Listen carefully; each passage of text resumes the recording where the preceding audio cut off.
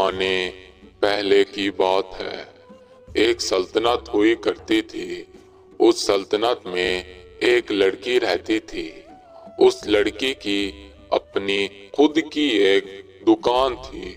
اس دور میں کوئی بھی عورت اپنی دکان نہیں لگاتی تھی۔ وہ بہت ذمہ داری کا کام ہوتا تھا۔ جب تک کسی مرد کا ساتھ نہ ملتا وہ اپنے بل بوتے پر کوئی بھی کام کاج نہیں کرتی تھی۔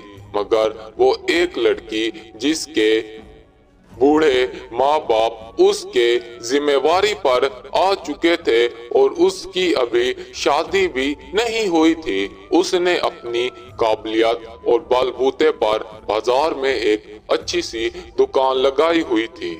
اس کی اچھی خاصی بکری روزمرہ کی طرح ہو رہی تھی۔ وہ بڑی خوش تھی۔ کافی عرصے سے وہ ایک بات پر بخوبی غور کر رہی تھی کہ دو خوبصورت سے ہٹے کٹے نوجوان آتے ہیں اور ساری کی ساری بازار گھومتے ہیں، ایک ایک دکان کو بڑے غور سے دیکھتے ہیں اور اس کے بعد واپس چلے جاتے ہیں۔ وہ روزمرہ کی طرح ایسا کرتے ہیں اور واپس چلے جاتے ہیں، چونکہ تمام لوگ اپنے کام کاج میں مگن ہوتے، اسی لیے کسی نے بھی اس بات کی طرف زیادہ غور نہ کیا۔ مگر اس لڑکی نے اس بات پر بہت غور کیا اور اس بات کی جانچ کرنے کا ارادہ بنایا۔ خیر، بازار کا نظام پہلے کی طرح ہی چل رہا تھا۔ ایک روز وہ لڑکی اپنی دکان کو بند کر رہی تھی کہ اس نے وہی دو نوجوانوں کو دیکھا تو اس کا پیچھا کرنا شروع کر دیا۔ وہ ایک گھر کی طرف پہنچے۔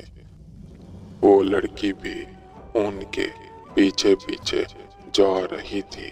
وہ نوجوان آپس میں گفتگو کر رہے تھے کہ تبھی اس نے چوری چھپے گھر کے اندر کچھ ایسا دیکھا کہ اس کی بولتی ہی بند ہو گئی۔ وہ وہاں سے جلدی جلدی اپنے گھر کی طرف آ گئی اور بہت ڈر گئی۔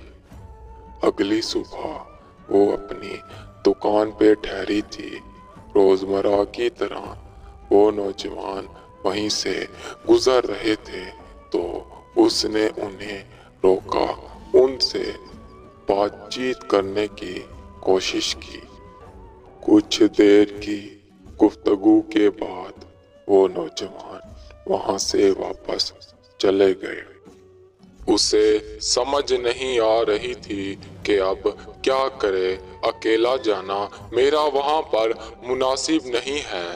اس نے سلطنت کے صوبے دار کو جا کر ساری حقیقت سے آگاہ کر دیا۔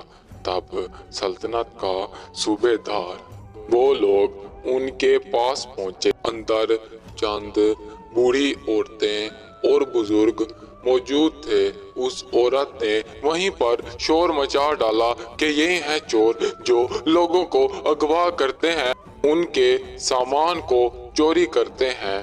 تب جا کر جب ان سے مکمل تفتیش کی گئی تو بالآخر انہوں نے اس بات کا صحیح طرح سے خلاصہ کر دیا کہ ہم کسی کے بھی قصوروار نہیں ہیں اور ہم روزانہ بازاروں کا چکر اس لیے لگاتے ہیں کہ کوئی مظلوم، کوئی بیچارہ بوڑھا جسے ہماری مدد کی ضرورت ہو اور وہ ہماری مدد سے نہ چوک جائے۔ بازار کے بڑے بڑے لوگ جن کی اتنی دولت ہے کہ انہیں خود کو معلوم نہیں، پھر بھی وہ اپنے ماں باپ اور اپنے بڑوں کی صحیح طرح سے دیکھ بھال نہیں کر سکتے، یہ اسی کا نتیجہ ہے۔ ہم خود یہاں پر ان کی دیکھ بھال کرتے ہیں۔